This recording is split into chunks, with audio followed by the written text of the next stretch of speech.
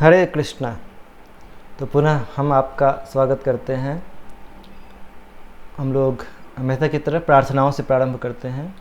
ओम अज्ञानतिमिरान्धस्य ज्ञानाञ्जनशलाकया चक्षुरुन्मीलितं येन तस्मै श्रीगुरवे नमः। नमो विष्णुपादाय कृष्णपृष्ठाय भूतले श्रीमते भक्तिवेदान्तस्वामिनिति नामिने। नमस्ते सरस्वते देवे गौरवाणी प्रचारिणे निर्विशेष शून्यवादी पाश्चात्य देशतारिणे। जय श्री कृष्ण चैतन्य प्रभु नित्यानंद श्री अद्वैत गदाधर श्रीवासादि गौर भक्तवृंद। हरे कृष्णा कृष्ण कृष्ण हरे हरे, हरे राम राम राम हरे हरे। हरे कृष्ण। तो पिछले कक्षाओं में हम लोग गीता के पहले अध्याय के लगभग सभी श्लोक कर चुके थे। एक अंतिम श्लोक बाकी था, 46वां श्लोक। तो आज हम लोग ये 46वां श्लोक करेंगे। आप मेरे पीछे दोहराइए। संजय उवाच एवं उक्त्वार्जुनः संख्ये रथोपस्थ उपाविशत् विसृज्य सशरं चापं शोक संविघ्नमानसः। अनुवाद एवं तात्पर्य श्रील प्रभुपाद जी के द्वारा। श्रील प्रभुपाद की जय। संजय उवाच, संजय ने कहा, एवं इस प्रकार, उक्त्वा कहकर, अर्जुन संख्ये युद्ध भूमि में, रथ के उपस्थे आसन पर, उपाविशत पुनः बैठ गया, विसृज्य एक ओर रखकर, सशरम बाणों सहित, चापम धनुष को, शोक से, संविघ्न संतप्त उद्विग्न, मानसः मन के भीतर। संजय ने कहा, युद्ध भूमि में इस प्रकार कहकर अर्जुन ने अपना धनुष तथा बाण एक ओर रख दिया और शोक संतप्त चित्त से रथ के आसन पर बैठ गया। तात्पर्य, अपने शत्रु की स्थिति का अवलोकन करते समय अर्जुन रथ पर खड़ा हो गया था, किंतु वह शोक से इतना संतप्त हो उठा कि अपना धनुष बाण एक ओर रखकर के आसन पर पुनः बैठ गया। ऐसा दयालु तथा कोमल हृदय व्यक्ति जो भगवान की सेवा में रत हो, आत्मज्ञान प्राप्त करने के योग्य है। इस प्रकार भगवद गीता के प्रथम अध्याय कुरुक्षेत्र के युद्ध स्थल में सैन्य निरीक्षण का भक्ति वेदांत तात्पर्य पूर्ण हुआ। श्रील प्रभुपाद की जय। तो हम लोग कुछ श्लोक पहले देख रहे थे कि अर्जुन युद्ध भूमि में कृष्ण से कहते हैं कि मुझे दिखाएं कि विपक्ष में कौन कौन है। और जब वह विपक्ष दल में अपने गुरुजनों को देखते हैं, अपने संबंधियों को देखते हैं, तो उसके बाद वह युद्ध करने में अनिच्छा दर्शाते हैं और अनेक कारण बताते हैं कि क्यों हमें यह युद्ध नहीं करना चाहिए। अब वर्तमान श्लोक में वह इतने दुखी रहते हैं कि वो अपने धनुष को एक साइड रख करके और रथ पर बैठ जाते हैं। तो जो पहले युद्ध करने के लिए तत्पर थे, अब शोक से संतप्त होकर के बैठ जाते हैं। बहुत दुखी रहते हैं वो कि कैसे मैं अपने लोगों से युद्ध कर पाऊंगा। तो यहाँ पर अर्जुन की यह स्थिति शोक के कारण हुई है। तो एक प्रश्न उठ सकता है कि यहाँ पर शोक के कारण अर्जुन बैठ जा रहे हैं, जबकि वो पहले युद्ध के लिए खड़े थे। तो प्रश्न ये उठ सकता है कि क्या हमें जीवन में शोक करना चाहिए या नहीं करना चाहिए। कुछ लोग कहते हैं कि जो हुआ अच्छा हुआ, जो हो रहा है अच्छा हो रहा है, और जो होगा सो अच्छा होगा। तो फिर यदि इनकी बात माना जाए तो फिर शोक नहीं करना चाहिए। लेकिन ऐसा नहीं है कि हमें कभी शोक नहीं करना चाहिए। हमें किस चीज़ के लिए शोक करना चाहिए और किस चीज़ के लिए नहीं करना चाहिए, यह जानना चाहिए।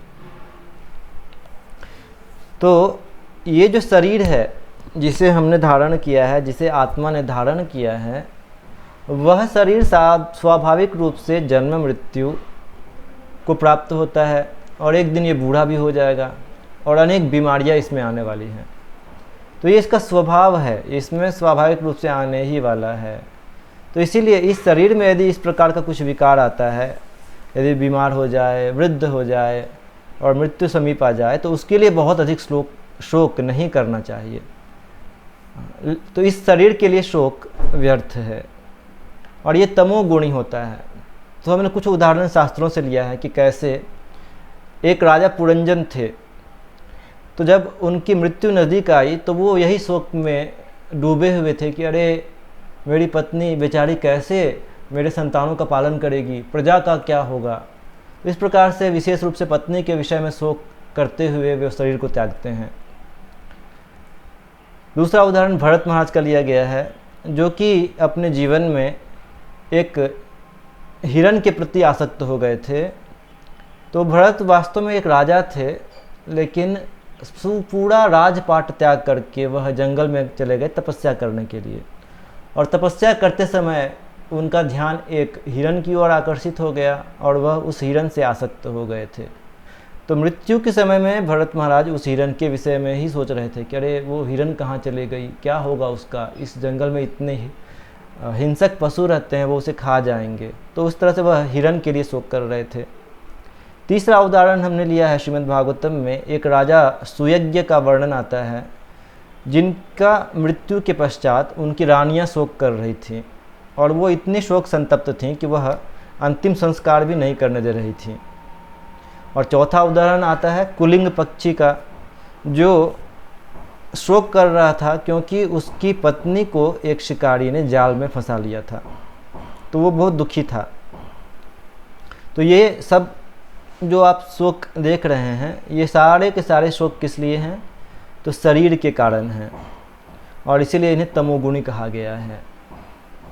और इसका परिणाम क्या हुआ? तो परिणाम ये हुआ कि जो पुरंजन था वह अगले जन्म में एक स्त्री बन जाते हैं, यानी कि एक पुरुष से उनको एक स्त्री का शरीर प्राप्त हो जाता है अगले जन्म में। तो एक तरह से उनको पुनः जन्म मृत्यु जरा व्याधि ही प्राप्त हुआ, पुनः एक शरीर मिलना दुख का पुनः एक कारण बना। जो भरत महाराज थे, यहाँ भारत लिखा हुआ है लेकिन ये वास्तव में भरत महाराज, तो भरत महाराज को अगले जन्म में, चूँकि वो पिछले जन्म में हिरण का चिंतन करते हुए शरीर त्याग करते हैं, तो अगले जन्म में क्या होता है, उन्हें एक हिरण का शरीर मिल जाता है। जो रानियाँ, सुयज्ञ की रानियाँ जो शोक कर रही थीं, चिता जलने नहीं दे रही थीं, तो सब यदि जले नहीं तो फिर उसमें से दुर्गंध आएगा। और जो पक्षी जो अपने पत्नी के जाल में फंसने की चिंता कर रहा था, तो जब शिकारी देखता है कि यह पक्षी बहुत ही असावधान है, तो वह उस पक्षी पर भी एक तीर चलाता है और वह तीर से पक्षी घायल हो जाता है और वह भी पकड़ा जाता है। तो इस तरह से शोक का परिणाम क्या हुआ? पुनः जन्म मृत्यु जरा व्याधि, यही चीज़ें प्राप्त होती हैं। इन चारों को दुख ही प्राप्त हुआ शोक करने से। और ये शोक किसके लिए था? शरीर के लिए था। तो इसीलिए इस शरीर के लिए अधिक शोक नहीं करना चाहिए। निश्चय ही मैं यहाँ पर ये नहीं कह रहा हूँ कि यदि आप कोई बीमारी आ गई हो तो आप उसका उपचार न करें। जो भी उपचार आवश्यक है वो ज़रूर करें, क्योंकि ये शरीर भगवान का दिया हुआ संपत्ति है, तो भगवान की दी हुई संपत्ति की रक्षा करनी चाहिए। तो यथासंभव इससे बचाने का प्रयास भी करना चाहिए, लेकिन उसके लिए अनावश्यक शोक करने की आवश्यकता नहीं है। यह बात यहाँ पर समझना आवश्यक है। उपचार कीजिए और यदि फिर भी ठीक ना हो तो भगवान का नाम लीजिए। ये एक बात मैं कहना चाह रहा हूँ। लेकिन दूसरी तरफ में एक दूसरा प्रकार का शोक होता है जो कि ज्ञान में उत्पन्न होता है। उदाहरण के लिए श्रीमद्भागवतम में एक उदाहरण आता है कि एक देवहूति जो कि मनु की पुत्री थी, जब उनके पति कर्दम ऋषि कहते हैं कि मैं वन में जाकर के अब तपस्या करूँगा, गृहस्थ आश्रम मेरा पूर्ण हुआ, अब मैं जंगल जा रहा हूँ, तब देवहूति शोक करती हैं कि अरे मैं तो माया के द्वारा ठगी गई हूँ, क्योंकि मेरे पति इतने महान हैं, उनसे मैं यदि सत्संगति करती, उनसे भक्ति के विषय में पूछती, तो मेरे मुक्ति का राह खुल जाता, मेरे भव बंधन से मुक्ति का राह खुल जाता। लेकिन इनकी संगति में रह कर के भी मैंने मुक्ति की खोज नहीं की, तो इसलिए उनको शोक हुआ इस चीज़ का। दूसरा उदाहरण लिया हुआ है अजामिल का। तो अजामिल एक ब्राह्मण परिवार में जन्मे थे, लेकिन कुसंग करने के कारण वो अपने माता पिता की सेवा छोड़ देते हैं, एक वेश्या को अपने घर लेकर के आते हैं, उससे संतान उत्पन्न करते हैं और अनेक पाप करते हैं। तो मृत्यु के समय में जब उन्हें यमदूत दिखते हैं तो उस समय में फिर, बहुत लंबी घटना है, मैं पूरी घटना नहीं बोल रहा हूँ, उस समय में उनकी रक्षा विष्णुदूत करते हैं और तब वह शोक करते हैं कि हाय मैंने ये क्या किया, अपने माता पिता की सेवा नहीं की, इतने सारे पाप किए और एक वेश्या का संग किया, उससे संतान उत्पन्न किए, मेरा जीवन मैंने बर्बाद कर दिया। तो ये उनका शोक था। और वहीं तीसरा उदाहरण दिया हुआ है पुरूरवा का, जो कि एक राजा थे। ये भी एक लंबी घटना है, मैं बहुत संक्षिप्त में कहता हूँ कि जब उर्वशी जो अप्सरा थी उन्होंने उनको त्याग दिया, तो तब पुरूरवा शोक करते हैं कि हाय मैं इतना शक्तिशाली था, राजाओं का मुकुटमणि, जो शक्तिशाली राजा थे वो भी अपने मुकुट को मेरे चरणों में रखते थे, इतना शक्तिशाली होने के बाद भी मैं एक स्त्री के हाथ का खिलौना बन गया, एक पशु जैसा, क्या दुर्गति हुई मेरी। तो इस प्रकार से पुरूरवा शोक करते हैं। तो आप देखें कि ये जो शोक है, ये इनका शोक ज्ञान में है। ये पाते हैं कि मैंने अपने जीवन माया के पीछे व्यर्थ कर दिया है, भगवत भक्ति नहीं की। तो ऐसा शोक उचित है, ऐसा शोक जरूर करना चाहिए। और इस प्रकार से शोक करने का परिणाम क्या हुआ? तो परिणाम ये हुआ कि देवहूति के पति कर्दम मुनि तो चले गए वन में तपस्या करने के लिए, लेकिन जब उनके पुत्र कपिल आते हैं तो वह कपिल से ज्ञान की प्राप्ति करती हैं। पुरूरवा वो यमदूतों के जाने के बाद में अपना पापी जीवन त्याग करके हरिद्वार चले जाते हैं और वहाँ पर भजन करते हैं, और जिसके फलस्वरूप वह अंत में वैकुंठ जाते हैं। और वैसे ही पुरूरवा अपने हृदय में स्थित श्री कृष्ण की शरण लेकर के शांति प्राप्त करते हैं। तो इसीलिए हमें अपने जीवन में व्यर्थ के लिए शोक नहीं करना चाहिए। जो चीज़ जाने वाला ही है वैसे चीज़ों के लिए शोक नहीं करना चाहिए, लेकिन अवश्य ही हमें सावधान रहना चाहिए कि ये जो मनुष्य शरीर हमें मिला है, इस शरीर में रह करके हम सही प्रकार से भगवत भक्ति कर लें, ताकि हमारा अगला जन्म अच्छा रहे, या फिर हम अगले जन्म में भगवान के पास चले जाएं, जहाँ की पुनः कोई कुंठा नहीं रहती है। वैकुंठ का अर्थ ही होता है जहाँ कोई कुंठा न हो, कोई दुख न हो, कोई क्लेश न हो। तो ऐसे उपाय हमें करने चाहिए, और कलयुग में यह सब करने का सर्वश्रेष्ठ मार्ग भगवान का नाम लेना है। तो आइए हम लोग अभी 11 बार हमेशा की तरह भगवान का नाम लेंगे। आप 108 बार लीजिएगा, तो मेरे पीछे वह मंत्र दोहराइए। पंचतत्व मंत्र है, जय श्री कृष्ण चैतन्य प्रभु नित्यानंद श्री अद्वैत गदाधर श्रीवासादि गौड़ भक्तवृंद।